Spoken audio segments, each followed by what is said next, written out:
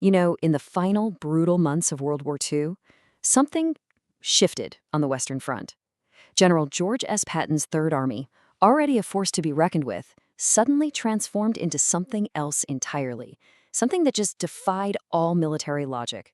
Today, we're going to dig into what created that fury and why it absolutely terrified their opponents. So picture this.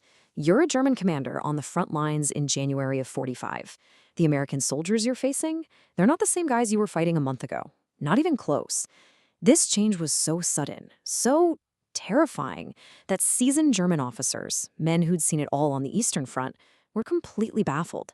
They were scrambling for an explanation. And this quote from a German general, Fritz Bayerlein, just nails it. He'd fought the Americans before. He knew their playbook. Be cautious, use your artillery, pause, regroup. Standard stuff. But now, he was seeing something completely different. It was like they'd just ripped up the rulebook and set it on fire. All right, so let's start exactly where the Germans did, with that deep confusion and, frankly, the alarm that was ripping through their high command as they tried to figure out who or what they were suddenly up against. German intelligence, being German intelligence, broke it down with cold, hard data. And what they saw wasn't just random aggression, it was a fundamental shift in doctrine. Look at this. The pacing, it went from methodical and cautious to absolutely relentless. No pauses. The tactics, they went from the standard artillery first, then infantry, to just overrunning positions. But the most chilling part? It's the mindset. German soldiers went from being opponents to be defeated, to being targets to be destroyed. This wasn't a new strategy. It was a whole new psychology. So what on earth happened? To find the answer, we have to rewind a few weeks, back to the darkest days of the Battle of the Bulge, and to a horrific discovery that was made in the snow-covered forests of the Ardennes. It all starts on December 16th, when the massive German offensive totally caught the Allies by surprise. But just one day later, we get the catalyst, the Malmedy Massacre. Waffen-SS troops executed 84 unarmed American prisoners of war in cold blood. And listen, this wasn't some isolated incident. As U.S. troops started to push back and retake ground, they began to find evidence of widespread systematic atrocities. And you have to understand, the reports that landed on General Patton's desk, these weren't just abstract casualty lists. They were detailed, gruesome accounts of what had been done to his soldiers. Men from Kansas, Ohio, Georgia. This wasn't just the normal brutality of war. This was something far, far darker. And that information went straight to the top. And this brings us to Patton's reaction. It's often painted as this simple, rage-fueled command, but the reality? It was so much more strategic than that. It was a calculated military decision, designed for a very specific effect. You know, the popular myth of old blood and guts, right? That he just flew off the handle in a fit of rage. But the reality was way more calculated. This wasn't an impulsive act. It was a change in doctrine. It wasn't just his ego. He was weaponizing information, turning it into fuel. And he wasn't just authorizing vengeance. He was fundamentally transforming the motivation of every single soldier under his command. His strategy was really 3 simple steps. First, the verbal guidance. He tells his commanders that SS units are to be met with maximum aggression. Second, and this is the absolute key, he ordered his staff to circulate the verified atrocity reports to all forward units. He made sure every private, every sergeant, every lieutenant knew exactly what happened. And the result? A complete transformation of their motivation. This wasn't about some abstract ideal anymore. It was personal. They were fighting for the men who had just been in their foxholes a week before.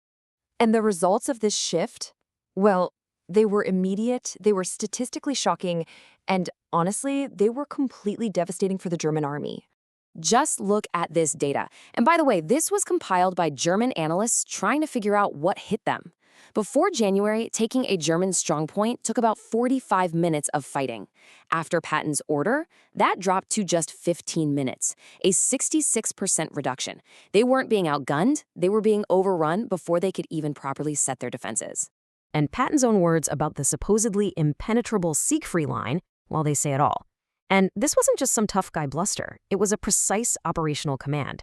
The goal was speed, relentless, unstoppable speed above everything else. So let's put this into perspective. Remember the Siegfried line? The impenetrable west wall? German planners thought it would take weeks, maybe months to breach, if it was even possible. Patton's 5th Infantry Division did it in just 72 hours. And they didn't just stop at the front door. In that same 72-hour window, they pushed 11 miles deep into the German network, shattering the entire defensive structure from the inside out. And the cost for the defenders? It was catastrophic. The German division holding that line suffered 2,800 casualties in those 3 days alone. They were effectively wiped off the map as a fighting force. And listen to this assessment from one of Germany's best defensive minds, Field Marshal Walter Model. He recognized that the Third Army was breaking the fundamental rules of war. He said they were advancing without the pauses that tactical doctrine requires. That abnormality, as he called it, was more disruptive than any new tank or weapon. And if we zoom out, the numbers from this 12-week period are they're insane. Almost 6,500 square miles of territory captured, 140,000 enemy prisoners taken, over 1,400 tanks destroyed. It was, without a doubt, one of the most successful offensive campaigns in modern military history.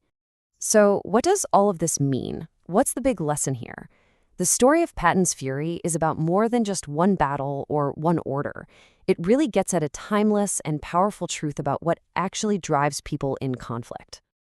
Ironically, the Germans had a word for the very thing they were witnessing: Kampfgeist, or fighting spirit. It's that berserker intensity that seems to defy all logic. What they didn't realize at first was that Patton hadn't just encountered it by chance. He had deliberately manufactured it. Now, this brings up a really important moral question. Was this a war crime? Well, the historical record is pretty clear on a crucial distinction. What Patton authorized was the removal of hesitation in combat, not the murder of prisoners after they surrendered. The Third Army's own records show no spike in extrajudicial killings. It was about instilling aggression during the fight, and that difference is everything. And that right there, that is the core takeaway. When you give soldiers a powerful personal why, they transform. They stop being professionals just doing a job, and they become a personal force, driven by something an enemy simply cannot factor into their strategic equations. This single sentence sums up everything we've talked about. The Germans were following orders. Patton's men were now fighting for a reason that had been seared into their minds by the things they'd seen and the reports they'd read. And that leaves us with one final, timeless question for you to think about.